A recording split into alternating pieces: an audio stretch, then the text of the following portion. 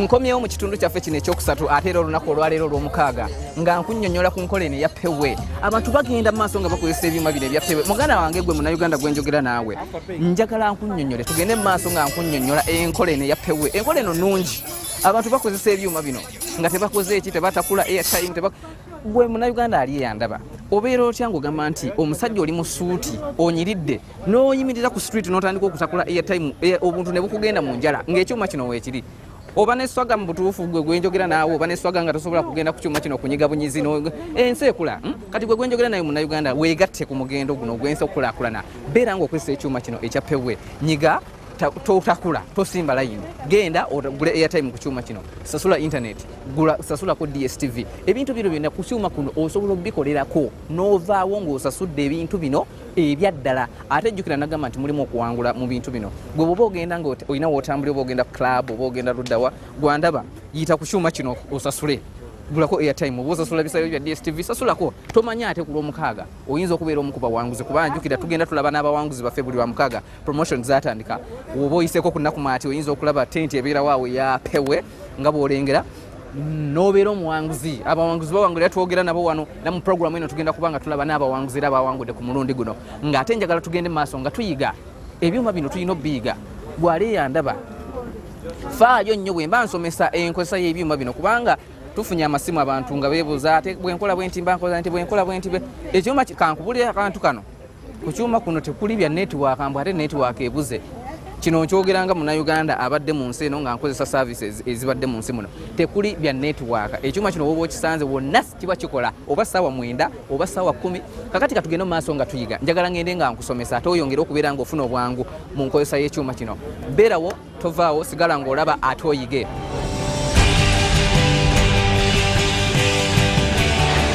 Kati tutuuse ku nsasula ya internet. Njagala nkutwale era tulabe nga bwe tuzze tusoma airtime, tusomye DSTV mu nsasula yaabyo, kati tuyige n'okusasula internet. Kakati ku internet kuno era tugenda ku kyuma ne tunyiga nti internet. Kati bwe tunyiga eppeesa lya internet era ereeta internet ez'enjawulo. Abamu bali ku Orange, abalala bali ku Datanet, abalala bali ku Ink, Warid. Kakati ngaffe nze njagenda ku Orange, internet ya Orange, nga nyiga nti Orange. Otuuka wano ng'oteekamu ennamba eri ku modem. Ennamba kati eyange nja giteekamu. Kati olumala okuteekamu ennamba eno ng'era onyiga next, ng'obwedda bwe tujja tukola. Kati enjawulo eri wano osangako package ez'enjawulo nga bw'olengera ku screen yange wano ng'olondako package gy'oyagala. Kati katugeze nze nonze bronze. Bwe mala okunyiga bronze nga nyiga next, olutuuka wano nina okuteekamu ennamba yange ey'essimu kwe nnaafunira ka message okulaga nti nsasudde ng'obwedda bwe tujja tukola. Kati nga nyiga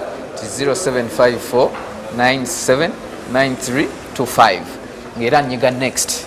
era nga bw'olaba nkola. Kati bwe tutuuka wano nanyize bronze, saagala weerabire. Kaakati bronze eyo bwe nyiga next, ekyuma kino kijja kundaga ssente ezisasulwa ku bronze. Kati wano ewange kuliko emitwalo 2.5 nga bw'olaba 2.5, era ze ngenda okusasula nziteeke mu kyuma kino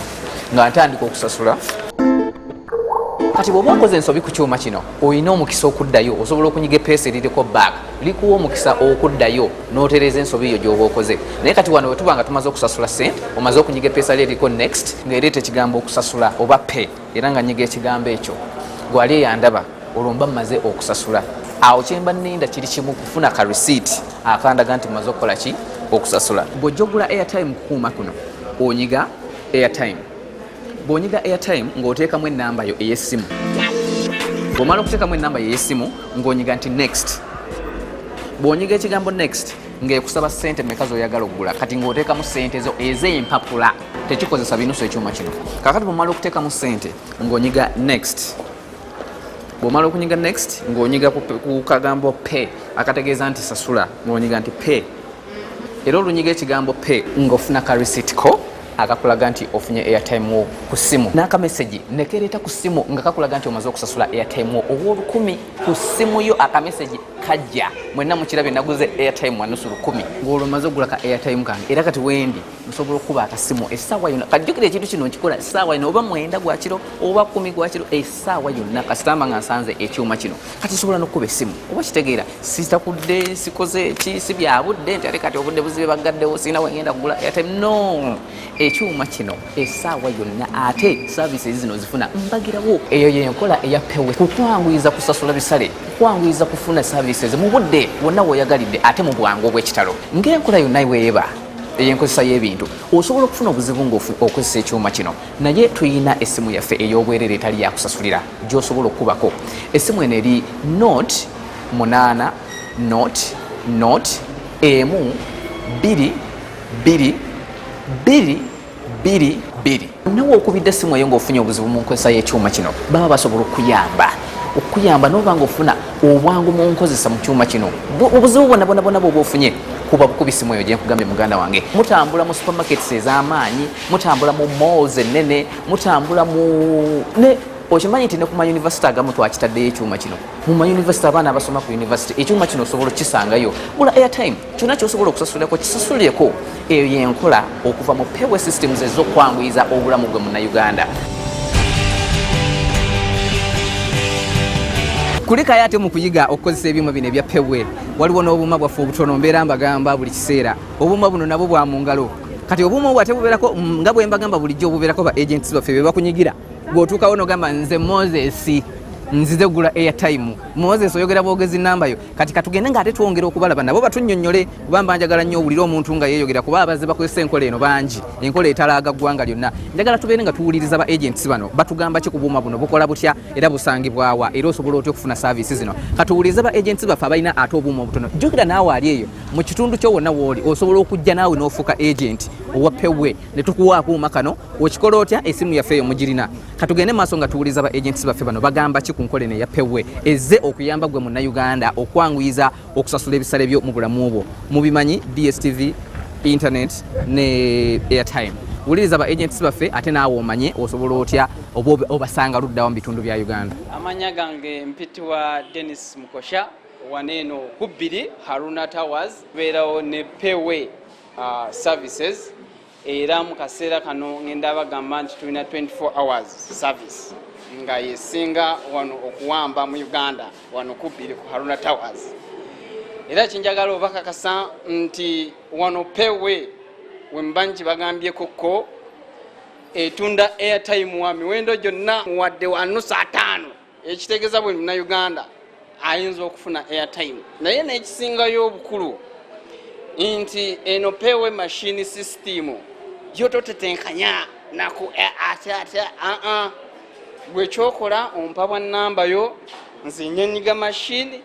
esente nozifuna ku simu ekyo kiba kitegeeza nti omufuna mu bwangu nnyo ddala nze Carol kolera ku Kampala Serena Conference Center ekyuma kya PayWay system kinyambye nnyo kuba bakasitoma tebantawanya sobola balodingira denominations zonna ze baagala eza airtime ne bwe baba baagala okusasula TV nsobola obasobola osasula sente zonna ze baagala kuba oziteekako omulundi gumu osobola oteekako obukadde 10 ekitasoboka oba ng'okozesa scratch cards ffe ng'aba datanet fe abasupplying internet ffe ba providers baabwe ku interconnectinga engeri gye bagenda okukola ki okusupplyinga to the end user naffe tukozesa products oba services ezimu eza PayWay kati nga waliwo system gye tukozesa okusindikira ba staff baffe airtime abantu obalaba bajumbidde promotion yaffe nagambye ebintu bino birimu n'okuwangula eno promotion we tuli wano ku Nakumaati era nawe bw'oba oyisengawo ogenda ne bw'oba tolina kyogenda kugula mu Oasis Mall ku Nakumaati wano osobola okujja tubeerawo promotion yaffe ebeerawo abantu bawangula era abantu bajumbidde promotion kati nga bwe nagambye tulina buli lwa mukaaga tuba tulina okulaba abawanguzi ate abawangudde njagala tugende twogere n'abawanguzi baffe abawangudde ebirabo mubimanyi airtime 3 DSTV omwezi mulamba ogw'obwereere ate ne internet mwezi mulamba ogw'obwereere kati abawangudde betugenda okwogera nabo batubuulire bawangudde batya era bakunnyonnyole enkozesa y'ebyuma bino ebya PayWay naawe munnayuganda ali eyo weegatte ku nkola eno eya PayWay bw'obanga naawe oli eyo mu kitundu kyo wooli oba oli luddawa mu Uganda ng'oyagala okufuuka agenti waffe oyagala tukuwa akuuma kana akatono jangu ensambya wali opposite American Embassy manju waayo we wali offices zaffe osobola okujja bwobanga gwe naawe owulira oyagala obeere n'akuuma kano obeere agent wa PayWay ng'abantu bajja ne basasulirako services zino jangu ensambya wali opposite American Embassy emanju waayo gate main gate naye manju kati opposite ye wali offices za PayWay osobola okujja naawe n'ofuuka omu ku ba agent njagala twogere n'abawanguzi baffe batubuulire bawangudde biki nga bwe mubimanyi omuwanguzi wa airtime ow'olunaku olwaleero nga bwe nkugambye tugenda kuba tumulaba wuuno wano mukyala atunnyonnyole awangudde atya bituufu byawangudde katwogereko n'omuwanguzi wa airtime wa PayWay tulabe ate ye kyagamba nyabo tusanise okulaba tubuulire ebituufu ebintu bino ebiba nga bya bulimba kati gwe tukakasa omuntu ali eri ku TV alina okukakasa nti oba wawangudde ebintu nga bituufu wawangudde ki okakasa kyoyogera kakati tunnyonnyole nnyonnyola omuntu akulaba eri ku TV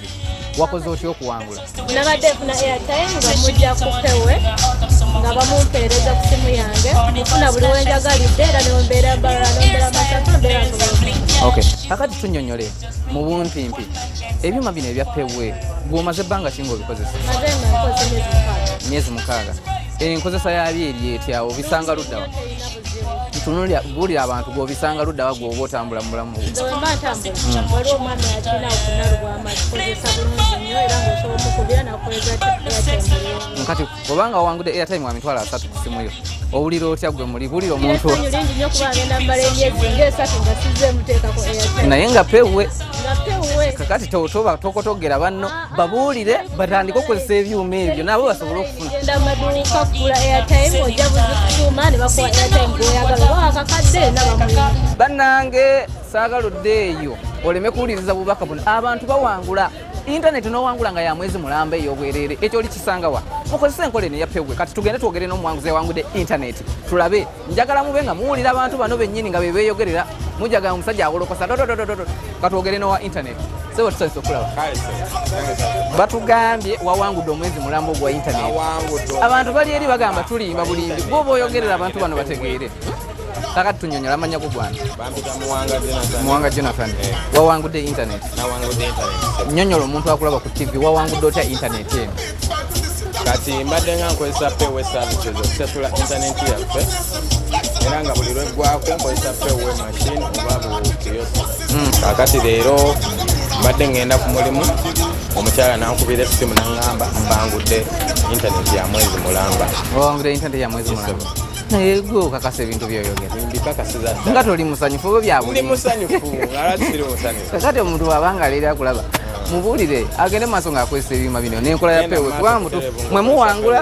temwagala kubuulira bantu gunyola muntu basobola okusanga ebyuma bino ebyuma bisangibwa kumpi ku buli shopping mall naku matiko ekiri tumejjakasanga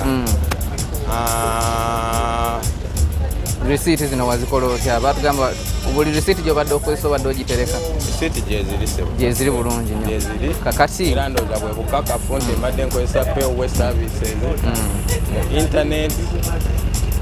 airtime buli kimu nga nkifuna bulungi ono muwanguzi wa DSTV abawanguzi bali basatu bali mubalabye ababiri mubalabye kati tuze ku wokusatu wa DSTV nze sigenda kunyonyogera bantu kusanyuka banaye obanga wawangudde nga tosanyuka tunnyonnyola amannya go gwange Lwebuga Philip oli nemuseke wange nze nfudde babuulire wawangudde ki okuwangula kunawangudde nga nkozesa ekyuma kino ekya PayWay era mbadde nkikozesa buli mwezi okutopinga ku DSTV subscription yange okay kati ebyuma bino tubuuliremu mu bwimpimpi wabadde obeera ludda waje wakisanze gyokikozeseza nze mbeera naggulu naye ngaebyuma byentera okukozesa bibadde bisatu nga waliwo ekiri ku Capital Shopper City naggulu entinda waliwo ku Taskis entinda n'ekya Quality Supermarket entinda byentera okukozesa kozi n'ekyerugogo wano wansi naye Philipo omuntu waba wangudde omwezi mulamba ogwa DSTV kibanga omuntu okugamba nti tukusasulidde ennyumba mwezi mulamba obeera owulira otya muli era oba owulira essanyu ly'amaanyi Philipo toli musanyufu nze saagala ebintu bino bibanga nabuusebuuse kati bwe nneeyongerayo okubuuka njagenda mu bbanga naye bulira abantu ebintu bino bituufu banaye bagambe beeyongere maaso ate babule n'emigaso egiri mu byuma bino kuba bajja kulowooza internet yokka yeriwo nze kunze ekisinga obwangu oba okunyanguira ku kyuma kino ye access yakyo kubanza okusasula okwange tebakukozesa ku mwenda gwa kiro saawa yo kyogamba esaawa yo essaawa yonna osobola okozesa essaawa yonna tebiri nti ate waliyo jaamu ate waliyo bikigwe essaawa ezikuwanguyira ezo ogenda ekyuma kibeerawo tekigalawo layini tewabeera ki abalungi mbeebaza nnyo okubeera nga mulaba puroguramu eno ate ne muyiga nze mmanyi buli wembeera ku tv wano n'ensomesa waliwo omuntu ayiga ate waliwo omuntu aba n'ekibuuzo essimu yaffe mugimanyi ey'ebibuuzo ogikuba yabwereere gye tubalaga kakati weegatte ku nkozesa y'ebyuma bino ebya PayWay oyanguyirwe muganda wange yanguyirwe okusasula tolina budde bwakwonoona kati jangu ku kyuma kino okwesa eddakiika emu oba bbiri osasule ebintu byonna byoyagala oveeko webale kubeera mulabi mulungi nsigadde nkyali Philip Mwesigwa ate era nga nze mbeerawo ku lwa PayWay kubeera nga mbayigiriza enkozesa y'ebyuma bino ebya PayWay weeraba sinkana omulungi ogujja tovaawo